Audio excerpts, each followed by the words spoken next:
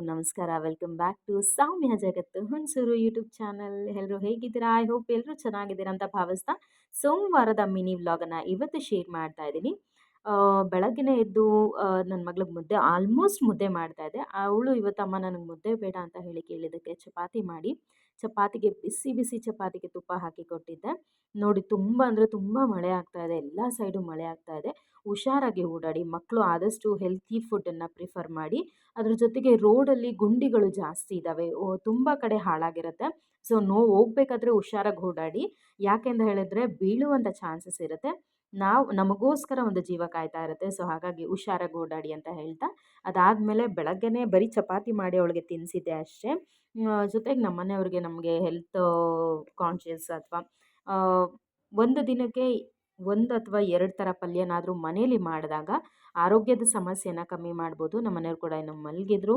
ಇವ್ಳಿಗೆ already ತಿಂಡಿ ತಿನ್ನಿಸ್ಬಿಟ್ಟು ಸೊಪ್ಪನ್ನ ತೊಗೊಳ್ಳೋಣ ಅಂತ ಹೇಳಿ ನೋಡಿದೆ, ಎಲ್ಲ ಥರ ಸೊಪ್ಪನ್ನ. ಬಟ್ ಇರಲಿಲ್ಲ, ಸ್ವಲ್ಪ ಇತ್ತು ಅಂತ ಹೇಳಿ ತೊಗೊಂಡೆ. ಇವಳು ಜೊತೆಗೆ ಬರೆಯೋದು ಬರೋದು, ಈ ಕಡೆ ನನಗೆ ಸ್ವಲ್ಪ ಹೆಲ್ಪ್ ಮಾಡೋದು ಮಾಡ್ತಾಯಿದ್ಲು. ಸೊ ಅವಳು ಬರೆಯೋದು ಕೂಡ ನೋಡಿ, ಅವಳು ಎಷ್ಟು ನೀಟಾಗಿ ಎಷ್ಟು ಚೆನ್ನಾಗಿ ಬರೀತಾಳೆ ಅಂತ ಹೇಳಿದ್ರೆ.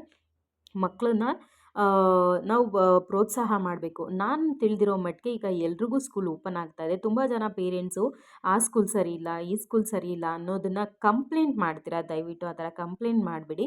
ನೀವು ಫಸ್ಟು ಆ ಮಗುಗೆ ಏನು ಇಂಟ್ರೆಸ್ಟಿಂಗ್ ಆಗಿದೆ, ನಾವು ಆ ಮಗುಗೆ ಏನು ಹೇಳ್ಕೊಡ್ತಾ ಇದ್ವಿ, 100% ಸ್ಕೂಲೇ ಎಫರ್ಟ್ ಹಾಕೋದಕ್ಕೆ ಆಗೋದಿಲ್ಲ.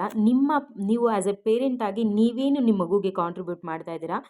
ನೀವು ದುಡ್ಡು ಕಟ್ಟಿದ ತಕ್ಷಣ ಎಲ್ಲ ಕೆಲಸನೂ ಆಗೋದಿಲ್ಲ. ಮಕ್ಕಳನ್ನ ಕೂರಿಸಿ ಮನೇಲಿ ನೀವು ಎಷ್ಟಾಗುತ್ತೆ ಅಷ್ಟು ಟೈಮ್ ಸಿಕ್ಕಿದಾಗ ಹೇಳ್ಕೊಡಿ. ಇಲ್ಲ ನಾವು ಟ್ಯೂಷನ್ಗೆ ಸೇರಿಸಿರ್ತೀವಿ ಅಂತ ತುಂಬ ಜನ ಪೇರೆಂಟ್ಸ್ ಹೇಳ್ತೀರಾ.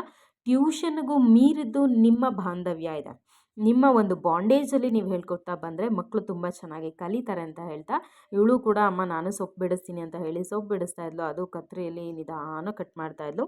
ಸೊ ಅವಳಿಗೂ ನಾನು ಏನು ಮಾಡ್ತೀನಿ ಅಂದರೆ, ಈಗ ನಾನು ಮಾಡೋ ಕೆಲಸದ ಜೊತೆಗೆ ಅವಳು ಕೂತ್ಕೊತಾಳೆ.